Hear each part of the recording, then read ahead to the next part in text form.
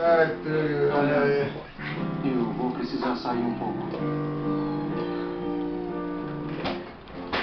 Tá muito bom, Mike. Vamos começar do início ou do meio, sei lá. Agora eu vou lá.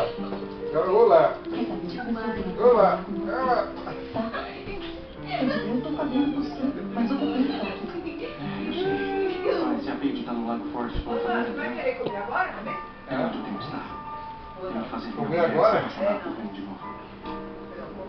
É, que era às 9 horas agora. Você vai comer agora? Dá pra comer. Ou vai deixar para mais tarde? Dá pra comer. Ó, a gente precisa ir lá naquele lugar que você falou, de Itanhaém, antes do final do ano. Além disso, cara. E ela falou que dá. A gente precisava de ir lá em Bom, na verdade, Carnaval, sei lá. Não, carnaval não dá porque já tem gente, mas ela no meio do ano, quando ela me falou foi em setembro. Ela falou, você quer ir nesse final de semana? E eu falei, não, tô no maior canseiro, não vou nada. Se o meu carro tivesse bom, eu ia combinar a gente ir no final de semana.